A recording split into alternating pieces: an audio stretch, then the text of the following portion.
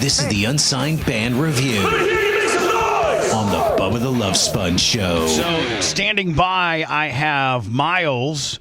Miles, how are you, my friend? I'm good, my man. How are you doing this morning? Good. Now, how did you guys find out about, our segment? We did it for years when we were on Sirius XM, and we just brought it back. I think you guys are the third band that we've done it. How did you how did you guys find out about it? So it's a little bit of nepotism. My father is a stand-up comedian who was in Florida who introduced me to the program. Okay. And that's how we got connected. Now, does he live down here, or is he just touring? No, he was touring down there. He lives up in Cincinnati, Ohio. What's his... Jeffrey? Yeah, I'll plug him right now. Jeffrey Jena. He's got a special out on Drive Bar right now. Yeah, Jeffrey Jena. Jeffrey Jena. Nice. Now, can a guy like your dad make a decent living doing some stand up? Absolutely, he can. Yeah. Yeah. He's still doing it at 72. For real? Yeah. 72. Yeah, man. Now, so did he happen to just hear the show or hear about the show and knew that we promote Unsigned Band? Or when he was down doing, I guess, a stand up in Tampa, he tuned into the show, and it's when we promoted doing the Unsigned Band Review. Oh, okay. He reached out, sent me an email, and said my son's in a band, and I think it'd be good. So I reached out, and here we are. Oh, okay, that's cool. Now Miles is the lead vocalist. He's got Adam, Jill, Derek, and Patrick as part of the Wonderlands band. Now, how long have you guys been together? This is year 5 for us. Okay. Yeah. And you guys are originally from Cincinnati. I used to be on WEBN way back in the day. Oh, really? Yeah, way back in the day. And then, like a lot of bands, the Cincinnati scene probably isn't like the Nashville scene. And so honestly, there's a lot of cool stuff going on in Cincinnati, but we had to get a little closer to the center of the sun, the center of the universe down here in Nashville. There's a lot of cool music in Cincinnati, but there's not a lot of the business in Cincinnati. So right, meaning like, there's a lot of cool new music or whatever type music scene in Cincinnati, but there's not the production studios, there's not the writers, the people that can propel you potentially to the next level. There's not the promotional aspect in Cincy that there is in Nashville. Yeah, if you're talking the commercial side of the business, it's just there's not enough scale like there is in Nashville to really make a run at it. Now, that's why we moved. Have you guys ever been contacted by somebody in Nashville that has the it factor that could propel you guys? I mean, because everybody's looking for the next thing, if you will. Yeah, man, we've been around. I mean, labels and distribution companies and agents from WME and UTA and all sorts of stuff, man. Yeah, but you know now today's a whole different world in the fact that, like, if you're good enough and you establish through touring and through merch and through your website and through your social media that you can develop a following enough to probably make a living and not have to sell your soul on like a 365 deal that some of these bands are doing. And, if you're good enough, you can probably, now it's a tough life, gig to gig. It's a tough life, and you might have to have another job, but you don't have to necessarily sign that deal with the devil. You can kind of do, if you're good enough, kind of do it on your own a little bit.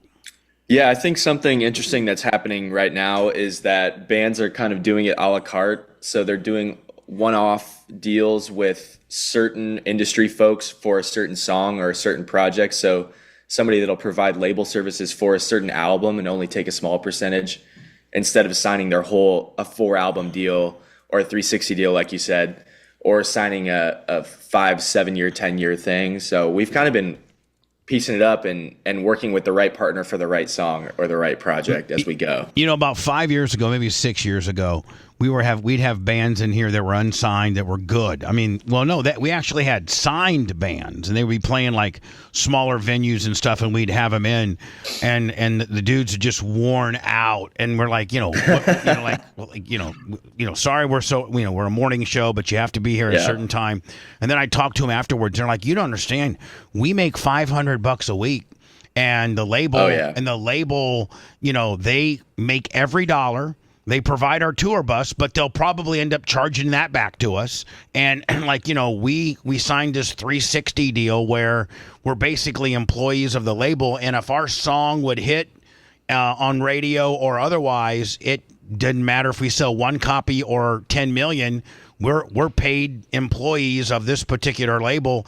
We signed our life away, basically. Absolutely. Just to have the prestige to be on, a label. And I think that since that time has gone down, it social media, TikTok, Instagram, that's kind of reformed that thinking where you can kind of do it on your own as long as your music's good. Now, if it sucks, I ain't got nothing for you, Absolutely. So, I think you're right. So, but I like to say now the format of what we do is I play the song, and we all collectively listen to it, and I've been radio 40 years. Makes me sound old, but collectively we probably have 100 years of experience for listening to new and established bands and what have you. So we're somewhat critical. But Lummy, I will tell you, the 2 people we've had before him.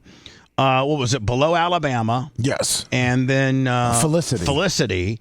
Both were great. Like I try to skew on the side of not liking you. I want to be a prick and make you feel uncomfortable, but I couldn't with these guys. I was like, whoa, this is pretty good. So I want to warn you that we're a little stiff. And anything that we say, please take as constructive criticism. We're not just going to hate you so that we can make you feel uncomfortable. We're truly going to give you our honest opinion. Like last time, Lummy, was it the last song we played? Our one criticism was we thought the vocals were buried a little bit. Yeah, on Below Alabama. Yeah, Below Alabama. Great song with hey, listen, guys, just. Food for thought. You may not even, but we think the vocals need to be a little hotter. But you guys do what you want. So we're gonna give you our opinion of it, and if it ends up being good, I hope you give us permission to play it because we'll bump in with it during our show. We'll promote all of your new stuff. Now I think you guys actually got a brand new album that drops tomorrow. As a matter of fact. Yeah. Tomorrow. It's your 3rd full-length album. It's called The Great Escape. How many songs on that album? And is the song we're going to hear here the single of that album, so to speak? Yeah, it's a shorter album. It's just a 7-song album. It's our first album we're going to press to vinyl. The song you're about to hear is called The In Between, and it is a single from this album. And are you going to press that as a single? Are you going to, No, we're not going to press it as a single. We're just going to press the whole project. Now, it's out as a single right now, though. But not on vinyl, just digitally. Not on vinyl, just digitally. Yeah. Now, do you see bands that, for nostalgia reasons or for collectors' reasons, you'll press a certain amount of vinyl because that's kind of a marketing kind of deal, and people will buy it? I know a lot of bands are doing that nowadays. Yeah, it's one of the number 1 items to sell at your merch booth, and it has a pretty high margin because of what people are willing to pay for a vinyl. And that's why bands are doing it. People want to buy physical. That's what fans want. Right. Like what does a vinyl retail for at a show? Like $20? A little more than that right 40, now. 50. I mean, 40 or 50. Yeah. I mean, we'll probably sell them for 35. But I mean, if you go to a little bit bigger of a show, if you're in a show at a theater or an arena or something, they'll sell you a vinyl for 50, 75, 100 bucks. Really? Yeah. And I mean, talk about margins. I mean, you probably got, I don't know, $2 in printing it. I mean, I'm just saying. It's a little more than that, but it's still pretty good margins. Right. You're printing them for I think last time I checked $7 or $8 when you buy a pretty large amount of them and you're selling 35. 40, so Miles, I got to ask, if we don't like this Wonderlands song, are you prepared with a We the Ubiquitous song for us? Oh no way. Well, what's that? Holy. What is that? Brian, what's that? That was his first foray into starting a band with his buddy Adam. Really? If you play a We the Ubiquitous song, I'm gonna have it. I'm gonna have to copyright claim it, and we're gonna have to get it. You're hanging. If we roll into that, you're hanging up, right? 100%. You know what's funny is it's called We the Ubiquitous, but it's not anywhere. Oh, it's intentionally not anywhere. It's intentionally not anywhere. Brian, I'm surprised. Listen, Brian is he can find anything. Yeah. Great curveball, Brian. It really. We actually, you actually got Miles squirming a little bit on that one. Yeah, Absolutely. All right. So listen, Miles. Without further ado, let's go ahead and listen to the In Between. This is the new single from the album that gets released tomorrow. It's their third full-length album. It's called The Great Escape. This is the single for that. So here we go. This is the Wonderlands. Our third unsigned band. Yes. With the lead vocalist right here. And here we go.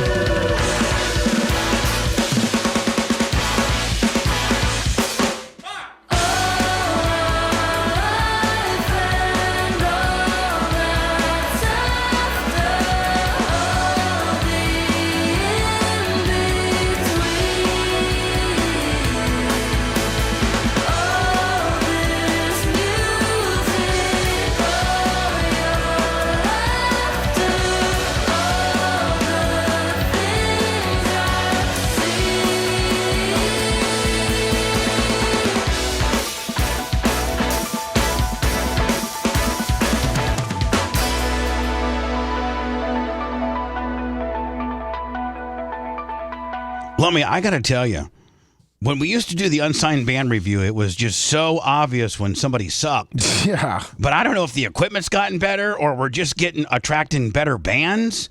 But it used to be it was hard to find somebody that was good. Now it's kind of hard to find somebody that sucks. Yeah. It's like I feel like a softie where I just want to say everything's good because I'm getting older and I don't. But I liked it. What I liked most about it is you can hear so many different influences in there. You know, I'm getting like a little bit of Airborne Toxic Event, and I'm getting a little bit of Panic at the Disco kind of in the, and then you've got this kind of like acid jazz drum in the back then going you got hard. kind of like a small little ska feeling kind of, and then I don't know who the hell your drummer is, but that bitch can play. He's upstairs sleeping right now. You might want to sign him to a long-term deal. That bitch is going to get picked off, man. I'm telling you that right now. He is good. He's an animal. I got to tell you, you guys harmonize well. And your vocals, like as soon as I heard it, I was like, wow, is that the dude I'm talking to, right? I mean, you got some very unique vocals. It's got a big sound, very unique vocals. That I'm just writing some of my notes down. Did you see where somebody called him the Queens of Leon instead of the Kings of Leon? I was gonna say, are you guys reading your check? Because I think your audience hates it. No, well, you got to understand. Well, our audience Listen, hey, Miles, genre. you have to understand. You could literally pose the question: Do you like Bubba? And they would say, no, we hate him. If you were singing about taking your cousin down to the crick, in a country twang, they'd be more into it. I gotta say, look, and Seth's a big alternative music guy. I love fresh sounding, different sounding alternative music, and I think that's where, I mean, it's hard to categorize your music and pigeonhole it. It's not pop. It's alt. To me, it's kind of like an alt pop jazz vibe to it. I could see you guys jamming on stage for 10 minutes playing that song. It has like a jam band feel to it too. Matt Pinfield over there. Yes. Well, I mean, is that you come from the alt world? Is that an alt feelings? Is that an alt? The alt world birthed me. I have a couple comparisons. I feel it has like a Young the Giant, Mutemath vibe, which is something. Hell yeah. Yeah. See, so that's something I would listen to in my own time. So I definitely am a fan of it. Wow. Again, listen, the worst thing you can do, Miles, is go to our chat because they are, I mean, like, again, you could literally post a question, do you want Bubba to die after the show today? And they would say yes. Well, In listen, fact, it's the same thing yeah, I mean, you can put that up. It's the same thing in our YouTube comments. You know, I've learned that actually you need a certain amount of hate to know that you're doing okay. Right. In life. Right. If everybody likes what you're doing, it's not. It's probably not very good. If everybody likes what you do, and then they're gonna accuse you of buying bots to say that you're the best, So of course, and you probably are. You gotta have a certain amount of suckage in there. And listen, I've been doing this a long time. Alt isn't necessarily my jam, but what I am is I'm familiar with a good, full, well-produced, tight sound, great drummer, cool time. It's harmonized well. It's produced really well. Your vocals are tight. I'd love to hear some more stuff from you guys. And but then let me if we have a sound effect, definitely. I checked out some of the other songs, and I'm not in. That's not my genre that I listen to, and I found myself listening to all the songs and actually enjoying it. Man, we are really some pussies because it used to be. I mean, we just hated everything because everything like we would play stuff, Lummy, and I don't know if equipment's gotten better but it just everything now just sounds tighter, stronger, more well produced, and they're good musicians. And you're right, and I think we've gotten three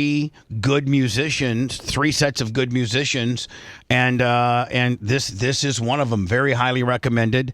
If you have an opportunity to go out and get the album tomorrow, now of course probably all the Apple, iTunes, everywhere, Spotify, everywhere you would buy stuff digitally. The album's going to be called The Great Escape. It's their third full-length album. This song here we just played is called In Between, and their group, all social media tags, all of them are at the Wonderlands. Plural, at the Wonderlands Band. Now, how'd the band name come? Me and Adam, who started the band, we were in a band called We the Ubiquitous, as previously mentioned. I was going to get there if you guys didn't, but you were not. You were going to lie about that completely. Well, it's part of the name. I might have lied about it, but it's part of the name story. We were playing festivals, and promoters couldn't pronounce our name. We had an MC one time that literally botched it so bad that it ruined the vibe of our set. Nobody knew who we were. That the merch was horrible. I mean, that is a horrible name. I mean, it's really horrible. It's horrible. Horrible. So we decided we wanted to take a shot at being better and making a career and such. And so we changed the name first to one of our favorite singers is in this band, Switchfoot. His name's John Foreman. He's got a set of his own EPs, and they're called the Wonderlands EPs, and we named them after those albums. Oh, okay. Yeah, we named the band after those albums, and then we hired some amazing players and jazz degree grads from University of Cincinnati to be in our band. So that's why they sound so great. That's why our drummer's so crazy. You got to tell Derek, man. He really listen. I know Adam's great, Jill, Patrick, Derek, you, but man, Derek really. I mean, you could really appreciate his skill set on this particular single. I mean, great job. Yeah, we gave him a pretty long rope on this one. He took it and used it. So and you can catch him at the East Room in Nashville tomorrow and Smith's Old Bar in Atlanta the next night. That's a quick turnaround. You guys are hopping in the car and driving, huh? Yeah, we're actually at the end of a tour. This is kind of a album release celebration weekend this weekend. So Nashville and Atlanta this weekend, and then we've got on our website and all of our socials, we'll have festivals and all sorts of fun stuff this summer. Any Florida routing at all? Not yet. Not yet. Well, maybe. Just tell us where to go. Janice Landing. Yeah. Listen, let's keep in touch, my friend. I really like your stuff.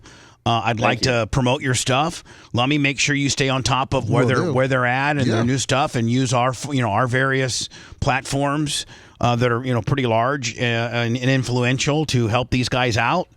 This guy's a great dude. His dad, his 71 or 2-year-old stand-up comedian father. That's kind of a cool way on how he stumbled upon us. Yeah, just listening to us in the car. And hopefully you will share this interview and this segment with your fellow bandmates. And hopefully we've become friends where we help you, you help us. That's kind of how it goes. Absolutely. I really appreciate y'all having me on this morning. It's very cool of you guys. Miles, good luck to you. We'll probably play this one more time before we leave, and updates as you get them. And man, thank you for coming on the show. And by the way, great job. Great stuff. Oh, thank you. Can I just say one thing? Absolutely. Spotify users can now pre-save the album right in the Spotify app. You don't have to use any weird links. So if you just go to our profile, The Wonderlands, on Spotify, you can hit pre-save right on the album. So the album's already listed with the track list, and they can hit it right there in the app. Boom, right now, like as we speak. Yeah, yes. Perfect. Miles, good talking to you, and you know what? Great job, my friend. Thanks, man. I appreciate all you guys. Thanks for having me on. All right, man. Appreciate you. Good luck to you. We are fans and supporters. Thank you. See you later, buddy. Have a good one. Thank you. And I thought that stuff was pretty good. Great personality. Look, it may not guy. be your cup of tea, but that's still good music. Like, you can say it's not your style, but there's nothing about that music that was bad. Right? Oh, no, I mean, like that's the thing. You may be a rock guy or a metal guy, but if you have appreciation for good music, just well produced, tight, good music, they're good musicians. I mean, they clearly are musically trained. They're not a bunch of schlubs that are throwing it together in a garage. They've all worked towards this. So you're right. They're clearly musicians, trained.